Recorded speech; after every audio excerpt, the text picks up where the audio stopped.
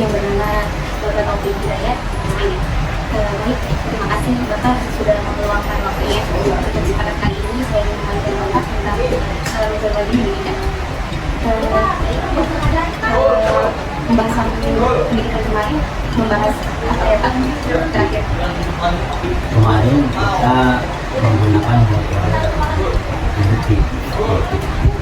Jadi tuntutan untuk tidak daripada MTS yang telah dirancang oleh yayasan itu menggunakan metode induktif. Jadi terkadang juga menggunakan kurikulum merdeka yang baru saja ditetapkan oleh Kemdikbud pendidikan, karena memang menyesuaikan daripada sikon siswa-siswi setelah adanya pandemi COVID itu, jadi menyesuaikan keadaan juga. Jadi menyesuaikan dengan Iya. Lalu bagaimana sih Pak penerapannya dalam pendidikan tersebut? Dalam penerapan metode, Ya, Bapak itu melakukan metode apa dalam pendidikan tersebut? kalau saya pribadi di dalam melakukan pembelajaran kepada siswa-siswi yang saya ajarkan itu tidak hanya fokus dengan satu metode. Hanya fokus satu metode. Karena kenapa? Karena kita bisa melihat sikon situasi keadaan siswa yang sedang kita ajarkan. Kalau memang sekiranya pantas dan tepat untuk menggunakan metode ini, kita menggunakan. Kalau misalkan ini keadaannya kondusif, kita menggunakan metode ini. Itu tergantung daripada keadaan siswa-siswi yang ajarkan itu, menyesuaikan aja. Nah, memang itu tidak lebih mudah untuk dapat dipahami oleh siswa-siswa untuk pelajaran agama. Maka kami pun lebih condong dengan menggunakan metode induktif. Karena kenapa? Karena memang itu membutuhkan kreativitas seorang guru, bagaimana caranya agar siswa-siswa yang kita ajarkan dapat menerima pelajaran yang telah kita sampaikan dengan baik. Karena memang di kasus yang terjadi pada saat ini banyak siswa-siswa yang memahami apa yang saya guru, ada juga yang tidak memahami. Makanya kita menggunakan teknik untuk menggunakan kreativitas seorang guru menyampaikan materi-materi yang telah ada di dalam RPP itu, jadi dapat mengembangkan materi. Seperti contoh itu, dalam belajar agama menjelaskan sifat-sifat yang wajib Allah, ada wujud, idam, baqo, mukhalafatil hawadits. Nah, kita harus bisa menyesuaikan keadaan. Bagaimana caranya seorang murid itu bisa menghafal, memahami, menghadapi terhadap materi-materi yang kita sampaikan dengan baik dan benar. Itu dengan cara kreativitas seorang guru untuk menyampaikan materi-materi. Jadi tidak fokus dengan adanya LKS ya, karena LKS itu kan dia stagnan, dia fokus dengan apa yang telah diberikan oleh terbit. Namun kita untuk berusaha mengembangkan, menyampaikan dengan tarik dan bijaksana agar murid dapat memahami apa yang kita sampaikan.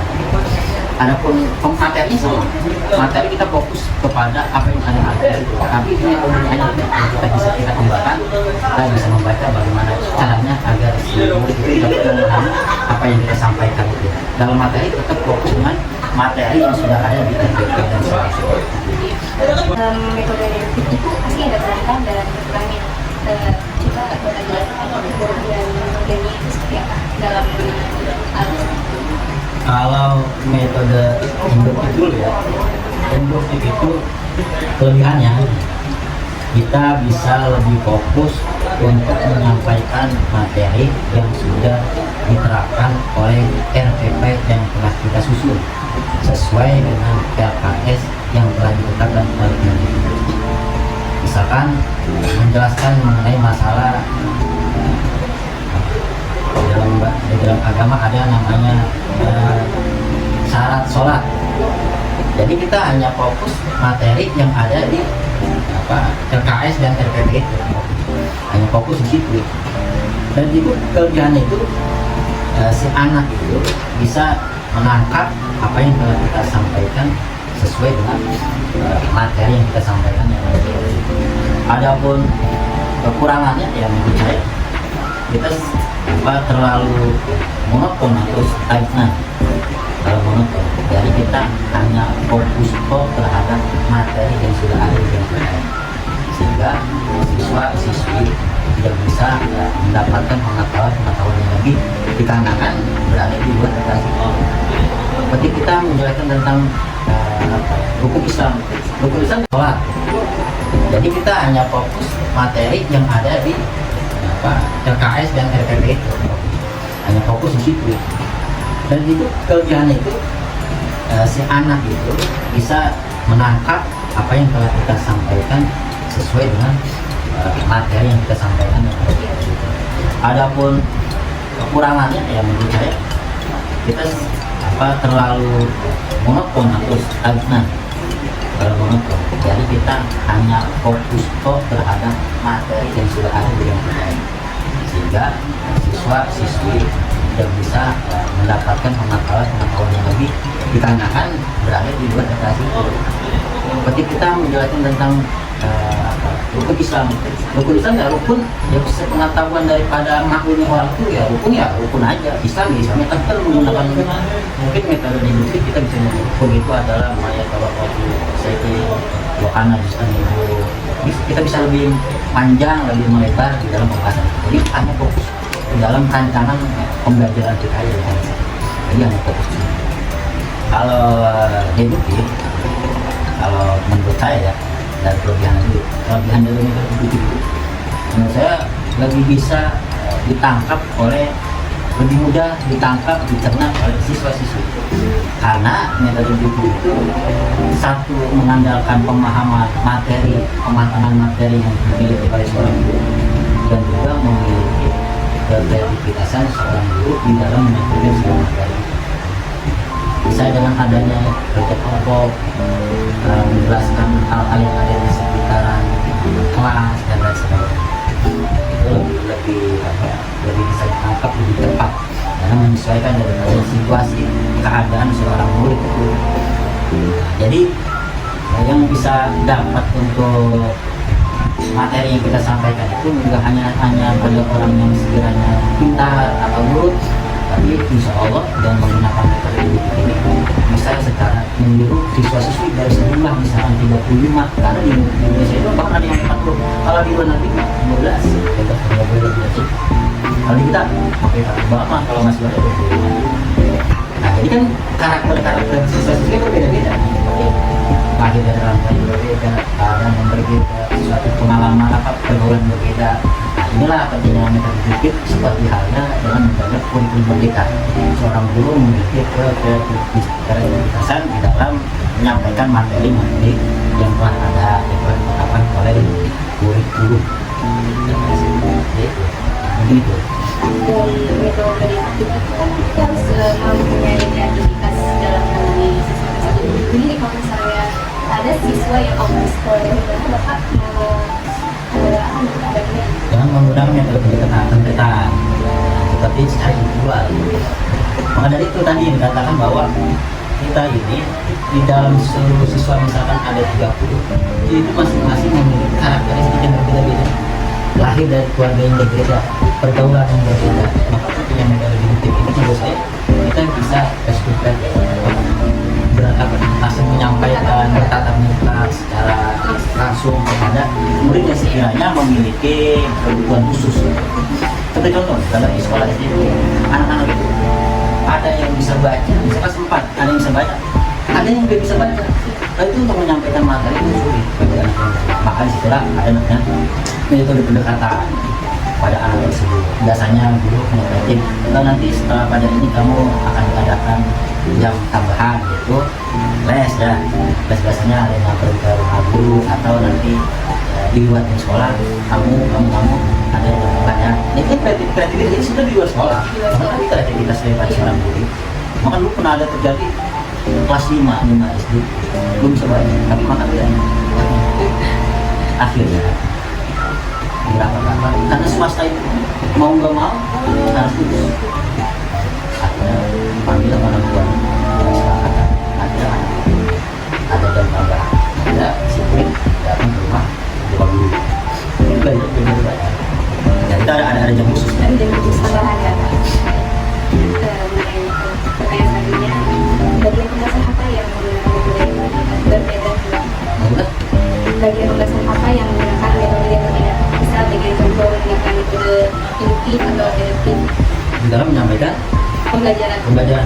Ya kan gitu, kalau menyampaikan pembelajaran itu ya tadi sesuai dengan keadaan sekiranya keadaan lagi tepat pantas dengan menggunakan metode itu kita gunakan. Kalau misalkan lebih tepatnya keadaan siswa-siswi kita ini menggunakan metode jadi kita terapkan, atau dengan menggunakan kedua-duanya metode itu induktif dan deduktif, itu tergantung dari keadaan. Bisa secara bersamaan. Bisa. Sebenarnya metode itu penawaran. Tapi juga ya sebenarnya juga harus terlalu sibuk dengan catatan. Tapi ya itu kreativitas dulu. Sekiranya nih murid keadaan, misalkan kita belajar masih dari jam 7 sampai jam 9, kemudian dengan jam 11 sampai jam 12 itu kan juga bisa kita menyampaikan pelajaran, atau dengan menggunakan kedua-duanya tadi itu tergantung dari keadaan. Bisa secara bersamaan. Bisa. Sebenarnya metode itu penawaran. Tapi juga ya sebenarnya kita harus terlalu sibuk dengan catatan. Tapi ya itu kreativitas dulu. Sekiranya nih murid keadaan, misalkan kita belajar masih dari jam 7 sampai jam 9, kemudian dengan jam 11 sampai jam 12 itu kan juga bisa kita menyampaikan pelajaran materi pagi sama siang itu nggak bisa sama. Waktu yang berbeda itu kita belajar di pagi hari itu masih fresh, masih enak, murid itu masih nurut. Tapi kalau mau istirahat udah makan, ngopes, makan mie, udah pada keluar keringet, main bola, lari-lari, bel, masuk sekolah, masuk ke kelas, wah yang kondusif. Nah makanya kita harus pandai-pandai di dalam menentukan itu. Gak bisa kita terapkan dengan metode seperti pagi itu nggak bisa bikin. Keadaannya coba aja kalau misalkan kita belajar jam pagi dengan jam siang itu menurut saya beda, atau yang masuk pagi sama masuk siang itu kan anak-anak yang pagi masih rapi, dasinya masih rapi, masuk pagi masih fresh, suruh baca semua bisa gitu. Tapi kalau udah istirahat das bajunya udah dikeluarin, dasnya udah berantakan, bajunya udah jadikan saus, udah keringetan, udah gitu bau lagi kelasnya, bau habis makan itu kan bau dalam, dari itu musik lagi, nah itu beda, itu belajar sesuatu. Betul. Dalam menggunakan metode itu pasti ada kesulitan ya Pak. Jadi kesulitan apa yang Bapak hadapi dalam menggunakan metode deduktif tersebut? Metode deduktif kan deduktif. Ya saya rasa kalau setiap sesuatu itu pasti ada kesulitan yang bukan kan. Ya mungkin salah satu kesulitan dalam menerapkan metode itu sebenarnya metode itu kan untuk mempermudah penyampaian materi, sehingga misalkan terjadi sebuah kesulitan yang tidak dihalangi dikarenakan satu menyikapi keadaan murid. Kadang murid ini lebih cocok dengan menggunakan deduktif, murid yang ini yang latih deduktif karena dia lebih aktif. Jadi bagaimana kalau kita menerapkan itu terjadi sebuah kebimbangan, kesulitan, karena kan penyampaian itu kan berbeda. Yang satu dengan menggunakan deduktif, yang satu dengan deduktif, atau kita gabungin antara keduanya. Tapi ada juga anak-anak yang spesial itu lokal, mager, deduktif, mungkin bilang mereka nggak bisa, itu bagaimana? Nah itulah mungkin kesulitan. Kadang juga ada yang bikin kacau konsentrasi dulu, ada yang misalnya yang gendang-gendangan, yang fake, bahkan ada yang melempar sepatu itu yang bikin sulit, bikin rancu dalam pembelajaran pada saat itu. Ya makanya ada itu. Nah itulah kendala gitu. Sekali lagi untuk mengatasinya itu harus ada namanya pembelajaran anak-anak spesial. Kadang saya anak yang makan saya semua itu setelah kan untuk biar nggak kacau, nggak rancu. Jadi nanti bisa bawa yang baik yang tadinya mau belajar gara-gara si anak si A itu semua yang nggak kondusif. Makanya untuk menerapkan metode sulit, akhirnya kita bangun lanjut ke depan setelah masih lawan juga, ya udah suruh belajar di luar, bisa nulis, kamu tulis astagfirullah semuanya 1000 kali, bisa. Yang kiranya hukuman-hukuman yang mendatangkan ini ini asal kalau itu lama-lama nanti kan tulisannya gitu. Baik, kalau boleh hukuman yang memiliki faedah. Ya udah seperti itu. Terus Setelah selesai, alhamdulillah telah selesai pertanyaan wawancara kita mengenai metode pendidikan. Terima kasih Kak atas waktunya. ya Ya, semoga bermanfaat. Semoga bisa menambah wawasan